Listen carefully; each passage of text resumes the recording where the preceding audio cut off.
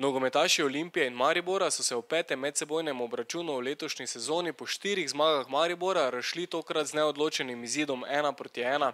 Reni Mihelič je pred približno 200 violami svoje moštvo popeljal v 20 minuti v vodstvo, a so Ljubljančani že 4 minute kasneje izid izenačili. Pri vijoličastih se je malce čutilo, da so misli že bolj usmerjene v sredino pokalno povratno tekmo s Celjem. Mislim, da je ta neodločen izid za nas realnost. Več svežine, več idej v sami igri nismo imeli, kot je bilo to. Videlo se je, da nas je torkova tekma kar malo porabila. Pričakoval sem v drugem polčasu, da bomo lahko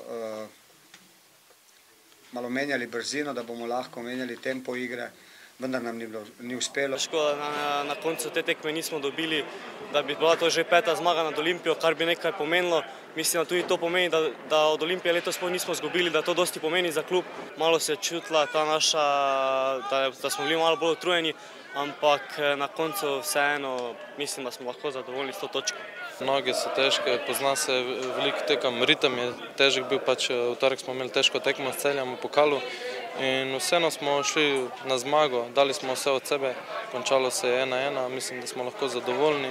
Zmenili smo se, da bomo čvrsto držali, da ne prejmemo gola, seveda.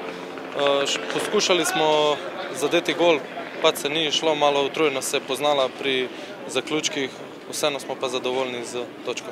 Nismo izkoristili svojih priložnosti in na koncu moramo biti tudi zadovoljni s tem neodločenim rezultatom.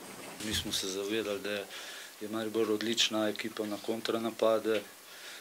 Nismo šli z grlom v jagode, smo odigrali pametno, mislim, da smo si tudi drug polčas ustvarili nekaj polpriložnosti in tudi več prekinitev, kot je rekel trener. In jaz sem zadovoljen s predstavo, ki je tudi moja ekipa v drugem polčasu prikazala. Vemo, da je tukaj igral Boban Jović, da so dobili nekateri priložnosti, da sta manjkala David Kašnik, Jalen Pokorn, ki je naš glavni igralec v zvezni vrsti, tako da nisem razočaran na drugem polčasu.